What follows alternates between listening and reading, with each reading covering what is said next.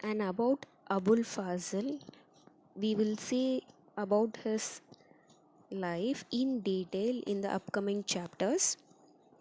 And the kings or the rulers, they appointed historians for their kingdom by themselves to record the events, what are the things happening when the king is ruling in that main period.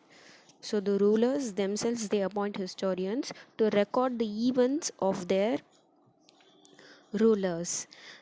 At that time, historians also travel along with the ruler wherever they go, and they will collect the news and they will record a file.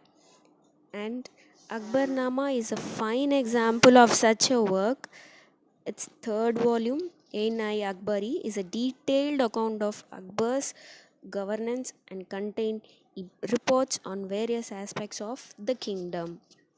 Now we will see about the foreign writers. He is called Al-Burani.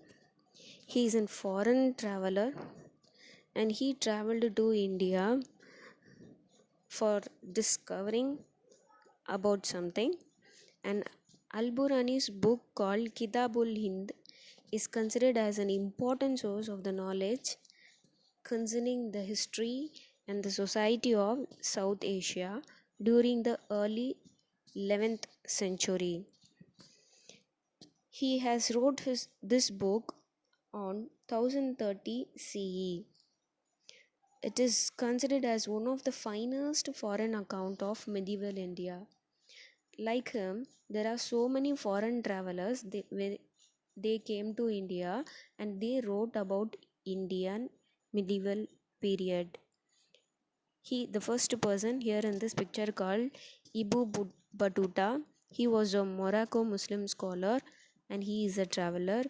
He used to travel all over the country, all over the world and try to collect the informations. And he came during the period of Tughlaq dynasty and he wrote the volumes and the books regarding that reign of Tughlaq dynasty. And the second person is Marco Polo. He is a merchant. He believed to have a journeyed across Asia at the height of the Mongol period.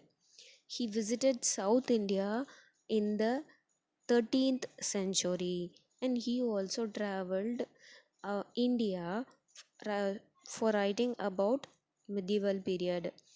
Like this, there are so many foreign travelers. Afanasi Nikitin, Syed Ali Riaz, they all wrote important medieval history time and the rule of the kings during that period.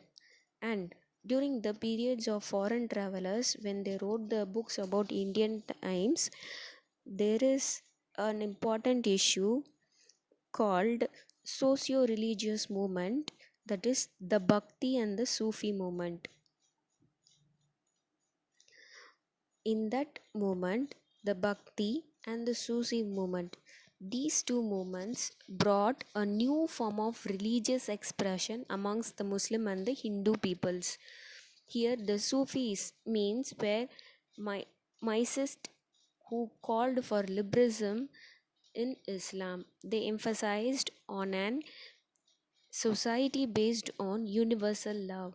The Bhakti saints transformed Hinduism by introducing devotion or bhakti as a means to attain the God. The Bhakti and the Sufi saints also composed poetries that tells us a lot about the medieval period. During this time, these books are also translated into so many other languages like Marathi, Urdu, Tamil, Persian, Kannada, Arabic, and so many things. The next is called calligraphy or the decorative writings was made a common features of the manuscripts. If you see the manuscripts, the writings will be so different and so beautiful. It's called calligraphy and the decorative writing. It become a more common feature for the manuscripts. And floral and geometric motifs were used to decorate the books. And the very next heading is called archives. Archives is the place where the records The written records of the king, the kingdom will be preserved in this place. Archive is a place where the written form of all the records to be placed. So this is the archive. It is in the New Delhi, where all the important documents of government and all about the kings and the about the kingdom and about the common people during that period will be preserved there. And the next heading would be musics. Hindustani music, the classical music tradition of North India, started evolving in the ancient period. Amir Khusro, on the first we saw about a man, Amin Khusro. He is a famous Indian scholar and the poet.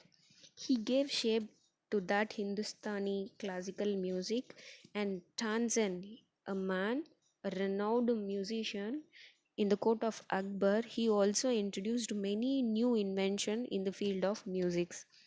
So by these peoples, the Hindustani music, the classical music tradition, was got famous during the medieval period in India, mainly in North India.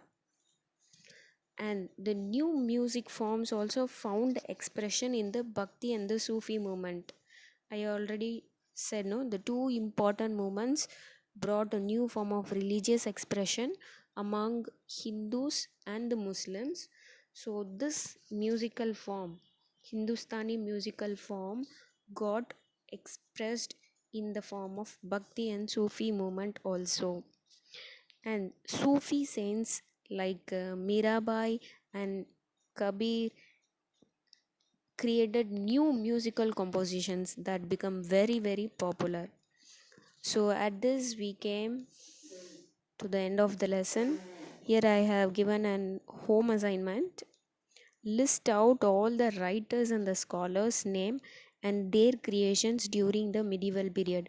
So far we have seen about many peoples, the biographies and the autobiographies of the great leaders like Babar, Akbar, and writers Amir Khusro, Al Burani, Batuta, Marco Polo.